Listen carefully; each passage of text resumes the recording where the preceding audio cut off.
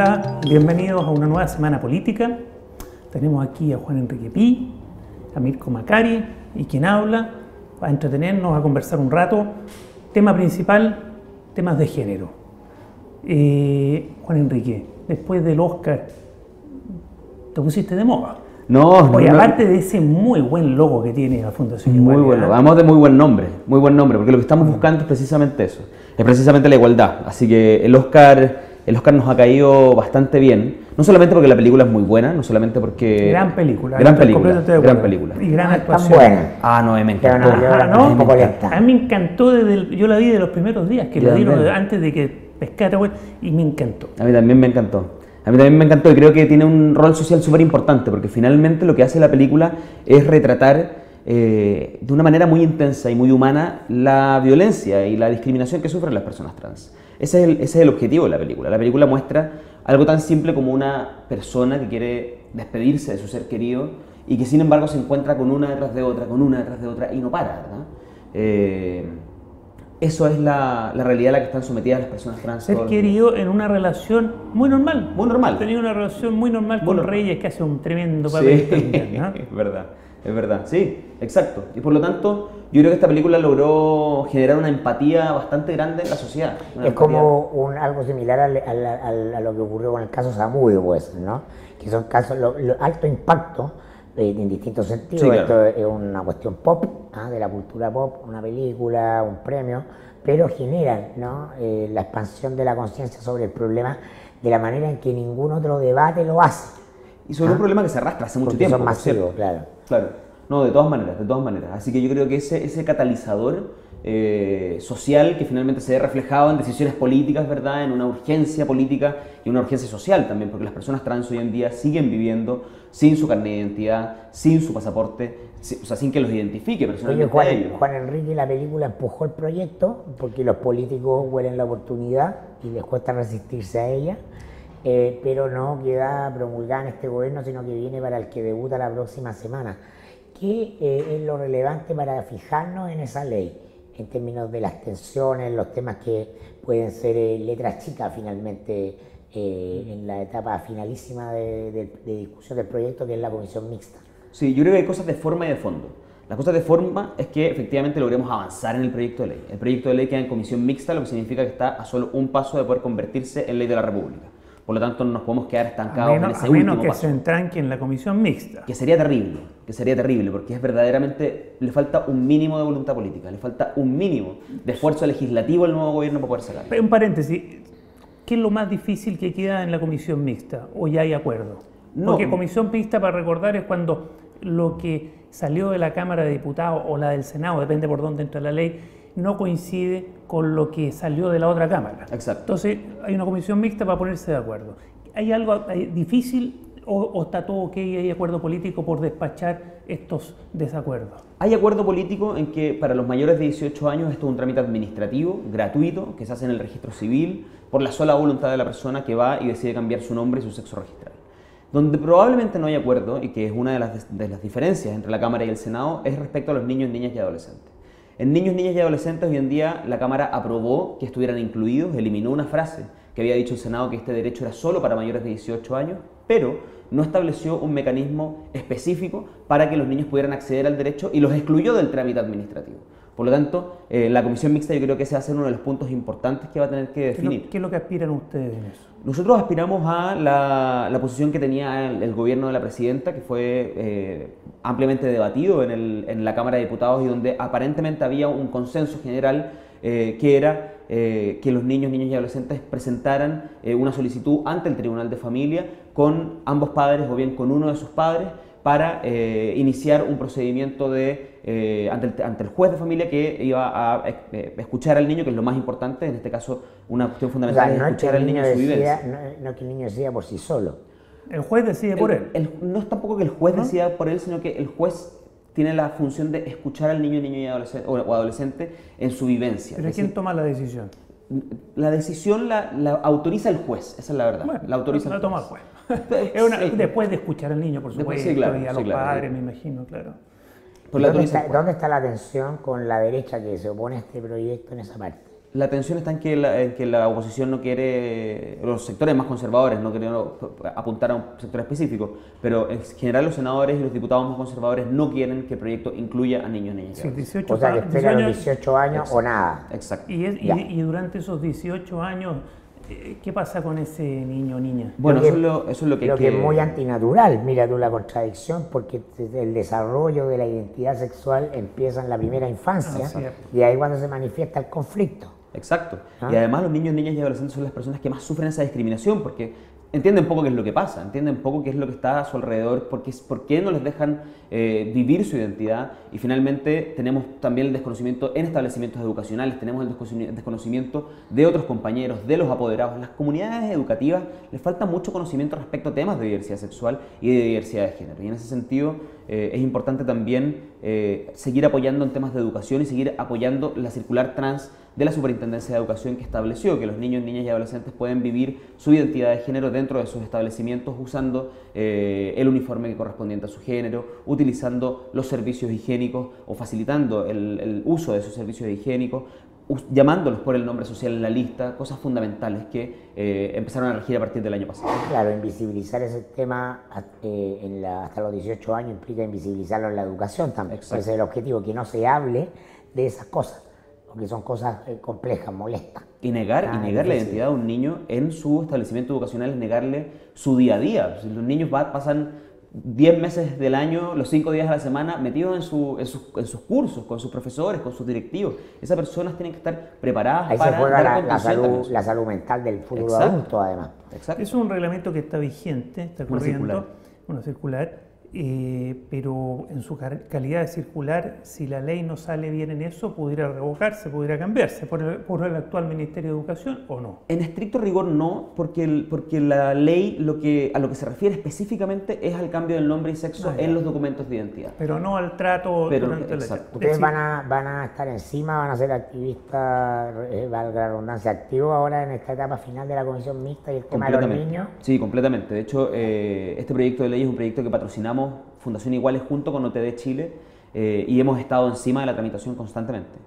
No vamos a bajar los brazos porque nosotros lo que pensamos efectivamente es que si la comisión mixta se forma, por ejemplo, en esta semana o en la semana siguiente, entonces de aquí a las próximas 3 semanas, de aquí al próximo mes podemos tener una ley de identidad de género aprobada ya, despachada desde el Congreso.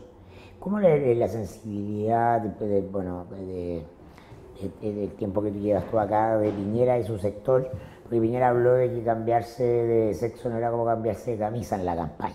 Así es. ¿No? ¿Tú ves que ha habido un cambio por este efecto Oscar? ¿Que sientes algún efecto de haber bajado la guardia respecto a estos temas o no? De parte del presidente electo no, pero de parte de su círculo más cercano quizás sí. Gonzalo Blumel dijo hace poco que este era un tema que había que legislar urgentemente porque no había un trámite uniforme, expedito, para que las personas pudieran cambiar su nombre y sexo registral. Asimismo, Andrés Alamán dijo aquí ya hay un consenso, lo cual a nosotros nos llamó mucho la atención porque Andrés Alamán fue un tremendo opositor a este proyecto y una de las personas que más indicaciones presentaba durante el primer trámite en el Senado. Si él considera que hay un consenso, entonces demostremos que hay consenso y vamos adelante. ¿Se sabe quién va a estar en la comisión mixta o no? ¿Va a estar Alamán, por ejemplo? No se sabe porque la comisión mixta, los 5 senadores son los senadores que están en la comisión de Derechos Humanos y la comisión de Derechos Humanos todavía no está conformada. Y lo mismo deberían ser 5 diputados de la Comisión de Derechos Humanos de la Cámara y tampoco sabemos quiénes van a estar ahí. Y ahí va a ser claro el rol del ministro de Justicia, Hernán Larraín. Y ahí va a estar el ministro de Justicia, Hernán Larraín, aunque este proyecto depende del Ministerio de Secretaría General de Gobierno, por lo tanto de la futura ministra Cecilia Pérez. De Cecilia Pérez. Sí. Ella es la última... Ella es la ministra que va a estar, que debería estar a cargo de la tramitación. Debería estar defendiendo la tramitación. ¿Por qué depende? Curioso debería ser de la presidencia. Eso ocurrió en el primer gobierno del presidente Piñera. Los proyectos de ley de diversidad sexual quedaron radicados en la Secretaría General de Gobierno porque por alguna razón la Secretaría General de la Presidencia no los quiso llevar. Por la ruleta. Por lo tanto, está quedaron radicados. Está clarito, ¿no? Para la ruleta es como que le pidan mover el Everest, ¿no? Es imposible para él. Así es. Entonces quedaron radicados en la CGGOV Y a nosotros nos parece una buena decisión, porque además de estar en el comité político, la CGCOB es un ministerio que en general tiene poca carga legislativa, por lo tanto, que se haga cargo de los temas de diversidad sexual casi exclusivamente nos parece correcto porque no competimos con otros. ¿Y eso se mantuvo en este gobierno? Se mantuvo en este gobierno. Tanto Ya. el matrimonio igualitario, la ley de identidad de género, la unión civil, todos estuvieron a cargo de la Secretaría General de Gobierno. Tú acabas de mencionar varios desafíos que han emprendido, ¿no?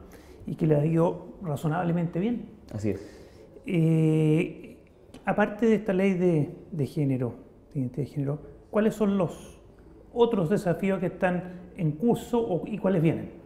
Yo te diría Para una fundación como la de ustedes.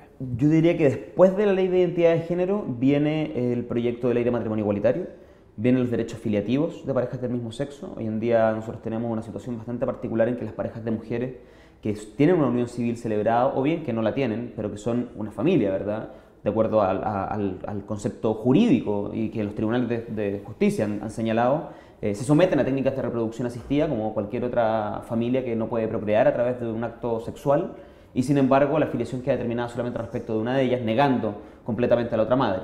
Yo te diría que ese es un aspecto fundamental porque hay muchos niños hoy en día que viven en esa situación. Y en que eso están no muy hay ni desprotegidos. proyecto de ley, no hay nada todavía. Hay un proyecto de ley presentado por la agrupación lésbica Rompiendo el Silencio junto con Corporación Humana. Que Consiguió el número de diputados suficiente y lo incorporaron. Así es, al Senado. Está Lo presentado por el ingresaron Senado. por el Senado. Lo ingresaron. Ingresaron por el Senado, pero es un proyecto que ha tenido una sesión y no ha tenido nada más, no ha avanzado en nada. Nosotros hoy en día tenemos un recurso de protección presentado ante la Corte Suprema, o sea, ante la Corte de Apelaciones, pero lo apelamos a la Corte Suprema, que está esperando ver si nos dan alegatos, ver si se falla en los próximos días, respecto a Emma de Ramón y su conviviente civil, Gigliola de Gianmarino y su hijo, que no tienen la filiación reconocida respecto de Emma, sino solamente respecto de Gigliola, que fue la madre gestante. Ese recurso de protección está todavía en trámite y esperamos pronto tener noticias de eso. Sí, no, quería preguntar por el tema del matrimonio igualitario. Piñera no lo tiene contemplado, no innovar, por así decirlo. Nos quedamos como estamos. ¿Cómo piensan relevar ese tema si ustedes dicen que es lo que viene? ¿No? Es bastante imposible porque el gobierno no lo tiene contemplado entre sus... Y lo que no impulsa al gobierno, tú sabes que avanza demasiado lento. Sí, porque el gobierno es el gran legislador, co-legislador en este país. Pero el gran legislador, porque finalmente el que mantiene la urgencia y el que puede decidir qué es lo que da primero y qué es lo que da después.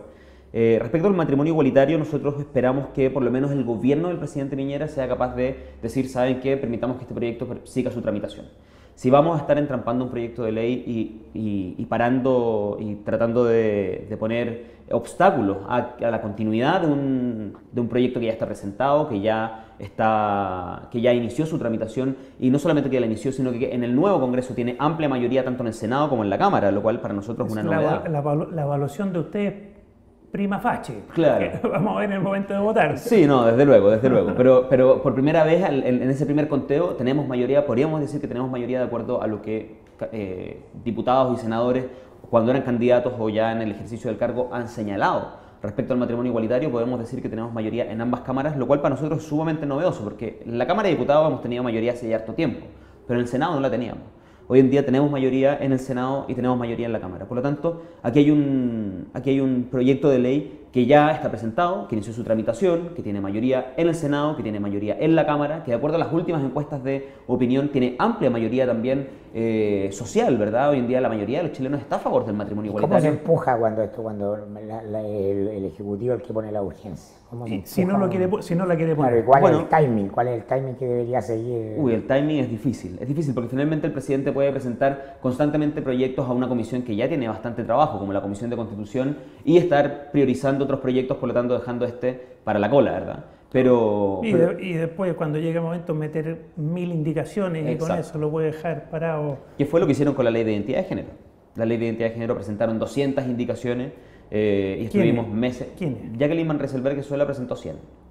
Ella hizo de cabeza proyecto de ley. Ella sola presentó 100 en un proyecto que tiene 15 artículos. Un proyecto corto. Es un afán de obstaculizar, no de aportar a la tramitación legislativa. No, y hoy día dice que el proyecto es muy malo, cuando ella ha sido parte de la tramitación del proyecto durante los 4 años como miembro de la Comisión de Derechos Humanos del Senado. Pero respecto a la pregunta de matrimonio igualitario, hay que ver quién va a presidir la Comisión de Constitución del Senado.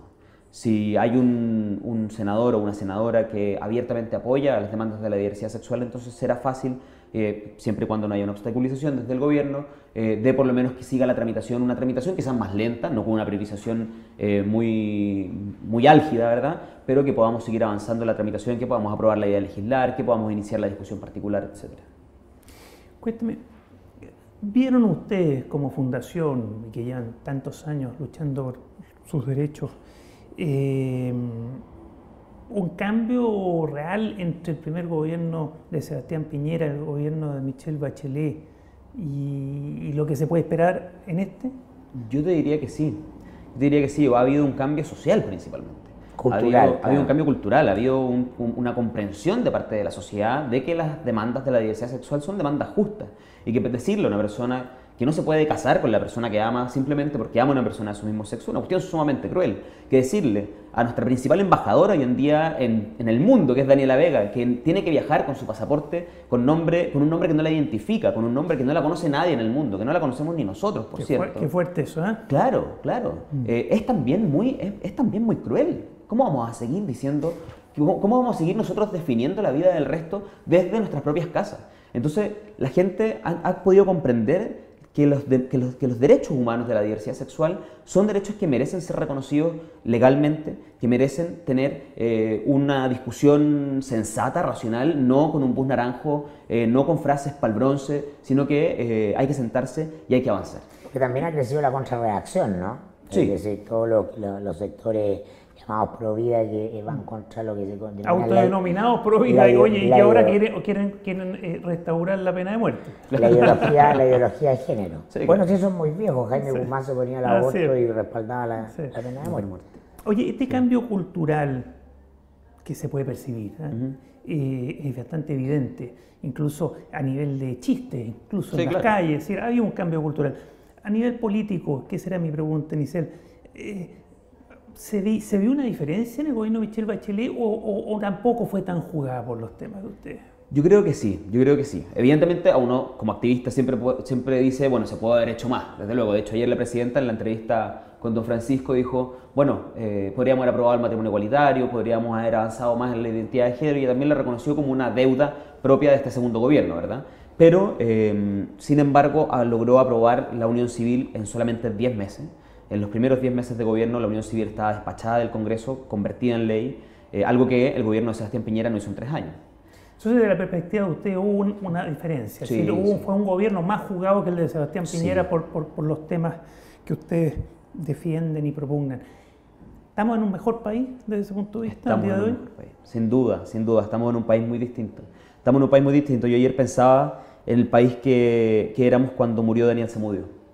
No sé por qué entre todo esto del Oscar y de la aceleración de la ley de identidad de género, pensé que a Daniel lo mataron en un país que no tenía ley antidiscriminación, que no tenía unión civil, que no tenía ley de identidad de género. Hoy día tampoco la tenemos, ¿verdad?